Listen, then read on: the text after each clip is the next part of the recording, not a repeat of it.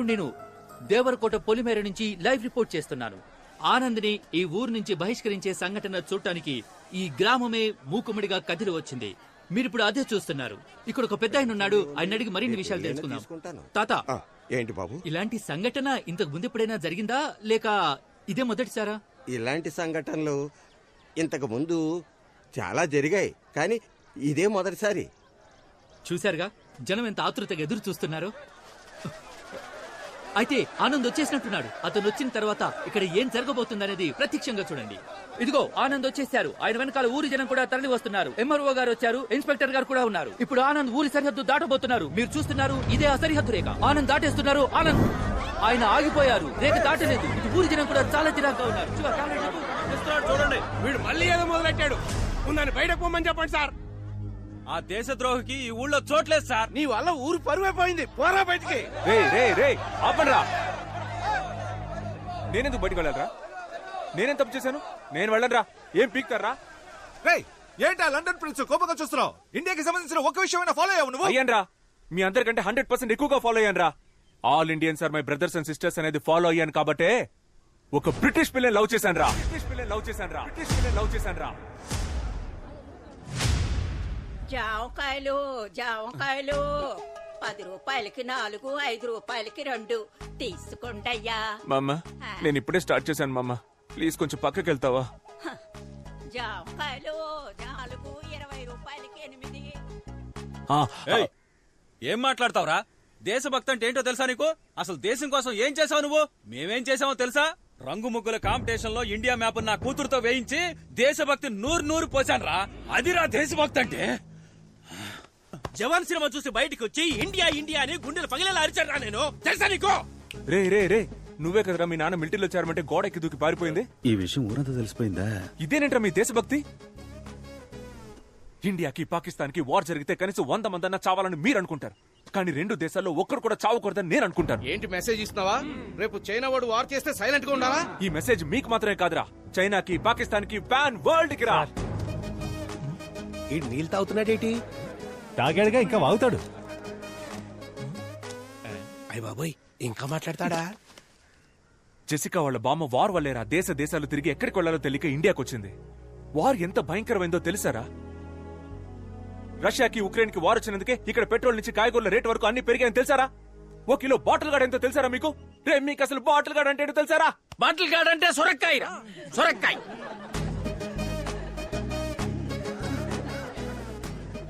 Sir, ముందు border నుంచి బయటికి పంపించాడు సార్ విని.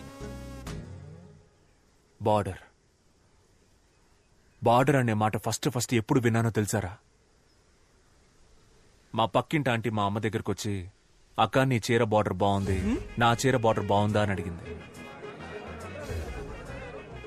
అప్పుడేరా ఫస్ట్ టైం విన్నాను ఆ మాట. నాకు తెలిసిందల్లా ఒక్క బార్డరేరా. ఏం మాట్లాడుతున్నాడు? వేరే ఏ బార్డర్ నాకు తెలియదురా. బాగా చెప్పావు తమ్ముడు, కరెక్ట్. అసలు ఈ బార్డర్లే ఉండకూడదు, మనకొద్ది బార్డర్. ఎవరది? నేనే తమ్ముడు. అన్నా నువ్వు రానా సార్, కొంచెం తప్పుకోండి. నువ్వు రాన్నా, నువ్వు చెప్పన్నా బార్డర్ ప్రాబ్లం గురించి. ఎన్నని చెప్పమంటావు తమ్ముడు? 1, 2 మనశాంతిగా బార్డర్ క్రాస్ చేయలేకపోతున్నాం. ఒక ఫుల్ బాటిల్ తెచ్చుకోలేకపోతున్నాం. తరిమి పట్టుకుంటున్నారు. అదిగో ఆయన పట్టుకుంటున్నాడు, ఇదిగో ఈయన పట్టుకుంటున్నాడు. రే ఆగు, నువ్వు ఏ బార్డర్ గురించి చెప్తున్నావు? యానం బార్డర్ గురించి తమ్ముడు. ముందు పోరా ఇక్కడి నుంచి. మీకు ఒకే ఒకటి చెప్తున్నాను రా. ఒకటి చెప్తాను చెప్తూనే ఉన్నా. అవును తమ్ముడు, బాగా లేట్ అయింది. మీ నాన్నగారు కూడా వచ్చారు. బాయ్ చెప్పి వెళ్ళిపో. నాన్నా, నన్ను మీరు కూడా అర్థం చేసుకోలేదా నాన్న? Emotional drama. 10th standard school competition లో ఫస్ట్ ప్రైజ్ విన్ అయినప్పుడు అక్కడున్న వాళ్ళంతా ఎవర్రా మీ నాన్న అని అడిగితే నేను మీ పేరే చెప్పాను కదా నాన్న.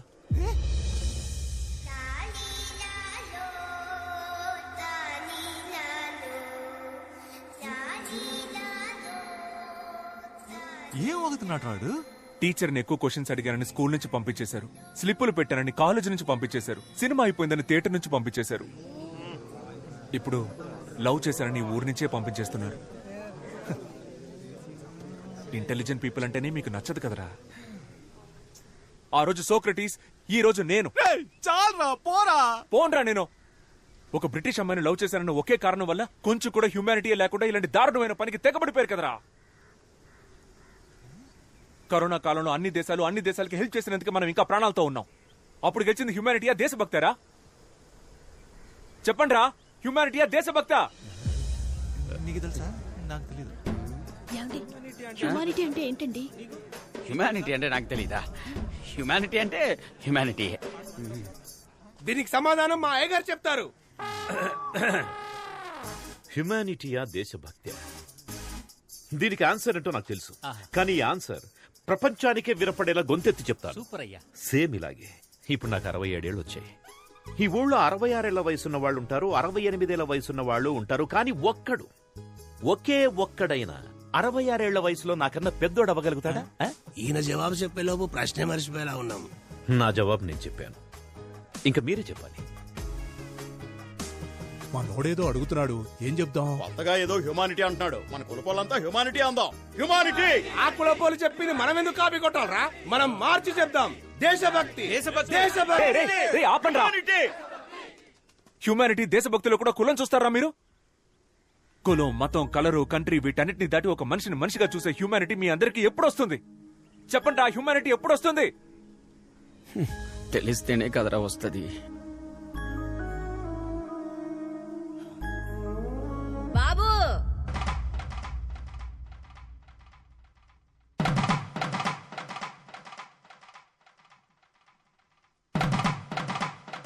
బాబు, చిన్న వయసులో E=MC² అర్థం తెలియకనే జామకాయలు అమ్ముకుంటున్నా. అలాంటి నాకే హ్యుమానిటీ అంటే ఏంటో అర్థమయ్యేలా చెప్పావయ్యా. నువ్వు చల్లగా ఉండాలి బాబు, చల్లగా ఉండాలి నాయన.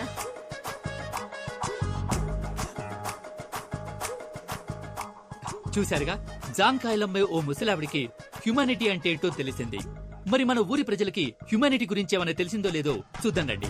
కెమెరామెన్, జనాల వైపు ఓసారి కెమెరా తిప్పండి. తమ్ముడు ఇట్రా. సార్ వస్తున్నా. రారా. చెప్పండి సార్.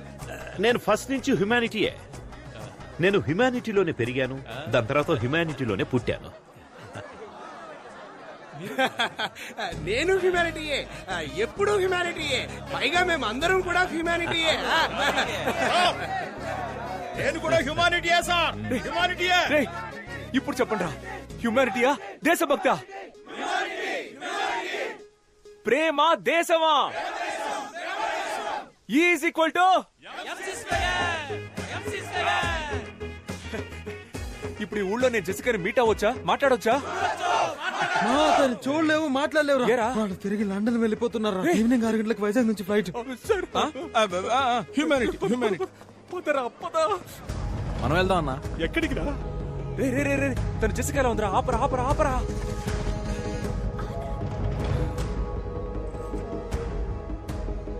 మామయ్య, మీరు వెళ్ళలేదా? నువ్వెవరు?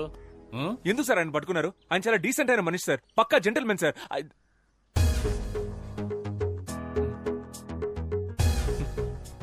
ఆయన వదలరా సార్? వదలనే వదల. మీరు సూపర్ సార్. మామయ్య సూపర్ మామయ్య. మామా నువ్వు బంగారం. నువ్వు నాతో మాట్లాడద్దు సార్, మాట్లాడొద్దని చెప్పండి సార్. మాట్లాడకమ్మా. మాట్లాడుకో. నీకోసం నేను 3rd World War ఫేస్ చేస్తుంటే నువ్వు నన్ను వదిలేసి వెళ్ళిపోతున్నావు. ప్రేమ దేశం అంటే ఏంటో తెలుసా నీకు? అట్లీస్ట్ ప్రేమకు రోజైనా తెలుసా నీకు? ప్రేమ అనేది తమ్ముడు ఇక్కడ కూడా స్పీచ్ ఇస్తున్నావా? నాన్నా, మీరు నా స్పీచ్ విని మారిపోయారా నాన్న? నీ స్పీచ్ విని నువ్వు మారుండొచ్చు, మేమంతా స్టార్టింగ్ నుంచి కరెక్ట్ గానే ఉన్నాం. కదలుడు. అవును. ఎక్కడ్రా భూపతి? ఏ భూపతి, రారా. నా ఇమేజ్ ఎంత స్పాయిల్ చేసావు. ఇవ్వమ్మా, ఇదిగా క్యాచ్. ఆ?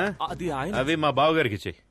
అయ్యా నో అయ్యా. రే ఇవ్వరా. అయ్యా కుదరదయ్యా. రేయ్, అది ఎక్కడ్రా? అయ్యా ఇదిగో.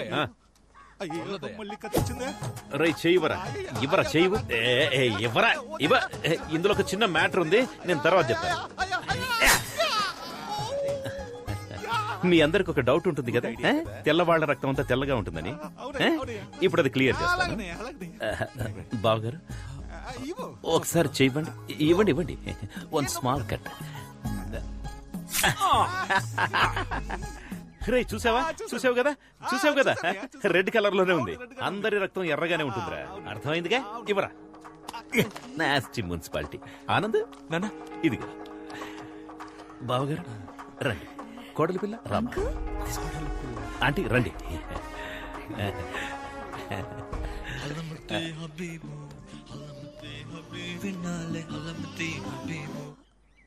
హలమతి హబీబా అంటే నాకు నిజంగా దాని అర్థం తెలియదమ్మా. ఆ రోజేమో లస్క్ టపా, ఇవాళేమో అల్మతి అబీబా. ఇలాంటి కవులందరూ మనతో పాటే మన చుట్టుపక్కలే నక్కి నక్కి తిరుగుతుంటారు. వాళ్ళు నా చేతికి దొరకాలి.